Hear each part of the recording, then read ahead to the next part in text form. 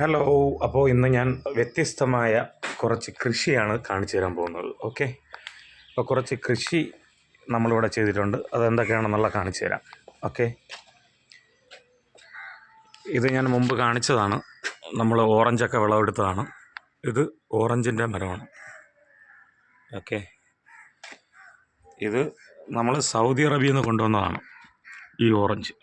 Okay, പിന്നെ കരിയേപ്പില, ഒരു നല്ല കൊച്ചു ജാമ്പയാണ്. കണ്ടോ, ജാമ്പ ഇങ്ങനെ കായൊക്കെ വന്നിട്ടുണ്ട്. കണ്ടോ, ഇത് നല്ല പ്ലാവാണ്, നല്ല വരിക്ക പ്ലാവാണ്.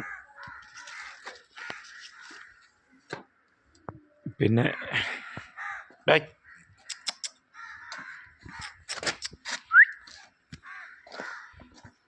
അടുത്തിവിടെ എന്താ ചീനിക്കിഴങ്ങാണ്. പിന്നെ ചീര ഉണ്ട്, പച്ച ചീര, നല്ല മുളക് ഉണ്ട്, ചീനിയൊക്കെ ഒരുപാടുണ്ട്. പിന്നെ ഇത് അറിയാമോ എന്ത് മരമാണെന്ന്? ഇത് ഏകദേശം വലുതായി വന്നുകൊണ്ടിരിക്കുകയാണ്. ഇത് നമ്മുടെ ചോളമാണ്, ചോളം. ഇവിടെ ഒരു കരിവേപ്പിലുണ്ട്. അടുത്ത് നല്ല സലാഡ് വെള്ളരി റെഡിയായി വരുന്നുണ്ട്, പൂത്ത് നിൽക്കുകയാണ്. പിന്നെ ഇതെന്താണെന്നറിയാമോ?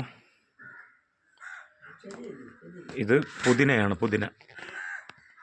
നല്ല ഫ്രഷ് പുതിനയാണ്. നോ ഗൈസ്,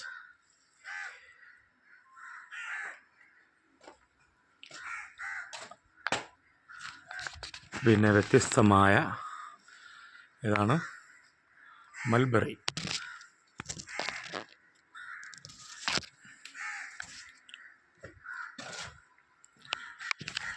പിന്നെ ഇവിടെ ഇങ്ങോട്ട് വരുമ്പോൾ ഒരുപാട് സംഭവങ്ങളുണ്ട്.